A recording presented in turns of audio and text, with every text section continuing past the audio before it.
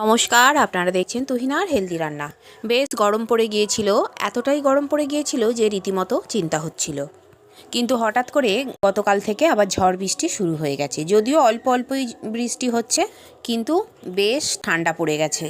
Blanket সমস্ত কিছু তুলে দিয়েছিলাম, কালকে তো ব্ল্যাঙ্কেট আবার বার করতে হলো, মানে এতটাই ঠান্ডা পড়ে গেছে। আর গতকাল থেকেই ঝোড়ো হাওয়া এমনই বইছে যে চারিদিকে গাছের পাতায় পুরো একদম ভর্তি হয়ে যাচ্ছে। আর আমাদের আম গাছের আম তো একদম শিলাবৃষ্টির মতো ঝরছে।